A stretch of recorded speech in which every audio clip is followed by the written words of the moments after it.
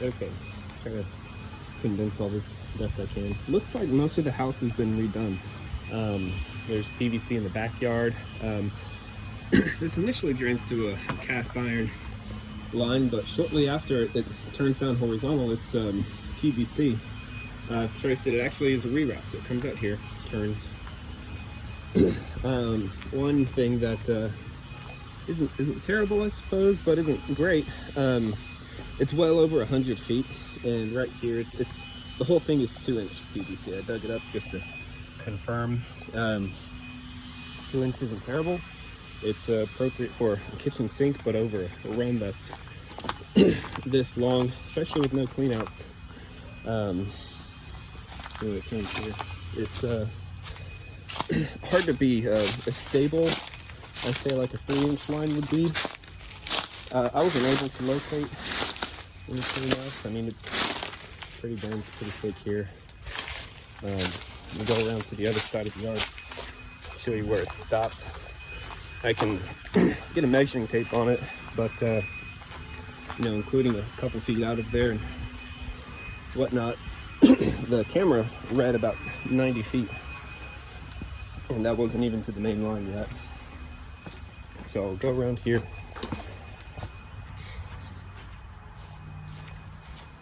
Another issue with the clean out itself, the riser has separated from the actual fitting. I doubt we'll be able to see it here. Yeah, kind of. You can see the outer edge of it. Currently it's not causing any problems, but definitely could in the future. Here's the other side of that fence. This is the stopping point I got to. It's 1'6".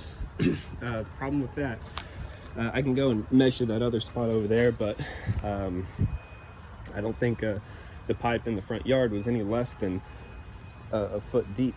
So, you know, if, just assuming, I'll measure it, but just assuming it's, you know, 6-inch difference, you know, between here and there, that's easily 50-60 feet. That's nowhere near appropriate for a 2-inch line. You need to have at least a 1/4 inch fall for a 2-inch. And so anyway, that's the stopping point I got to. I don't know if it's just that there's a stoppage there. It doesn't come to a hard stop, but between all the bends, twists, and turns that it hits, and the amount of line that's out, it just can't push any further. So I don't want to say that it stops there, but I cannot push the camera any further than there, if that makes sense. It is underwater, so there's belly. It's underwater here and for about another 20 feet back, and it's kind of up and down between here and there, which you can see in the other video that I'll submit for this work order. So between here and the clean out, there's a not much. I mean, again, that doesn't look very deep either. So I don't know where it connects at, if it comes over here or if it you know, goes to another spot a little bit further out. But anyway, that's what we're looking at right now. I can't do any more assessing unless there's a clean out or something installed, maybe midway through the line. I tried running the jetter, so I undid all that and hooked it up, got it going. The jetter hose is quite a bit fatter than the camera line, and going around a bunch of turns for a 2-inch line made it pretty difficult.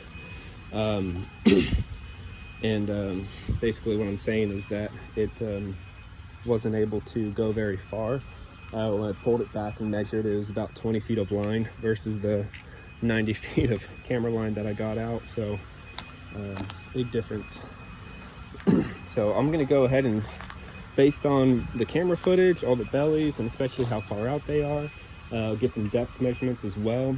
It looks like we're gonna have to redo this reroute, since they tunneled under this, and they connected to the original horizontal line. So you can see where it comes out and everything, but it definitely starts off too low, which is probably why they have it so deep so early on. For a reroute being, you know, nearly a foot deep. So there's my shovel, the whole spade end is underground level. Being this close, I mean, it ideally would only be a couple inches below ground level. So what I would recommend is that maybe we cut out a section of this concrete, very narrow, and have it come out, and then we can pour back concrete so that it is all covered up, but pour it back, and we can do a 2-inch line to make it easier for the concrete, and then turn down and immediately transition to a 3-inch line. And what the 3-inch will do is allow us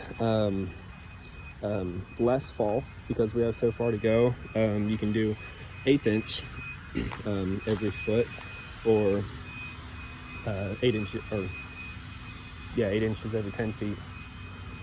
And basically just run a new 3-inch line all the way across.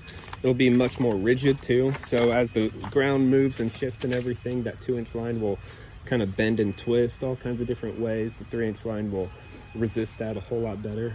And we'll make a new connection and ensure that it all has proper fall, and that old line will just be abandoned, and we won't have to worry about all the grease and everything collecting. So that's going to be it.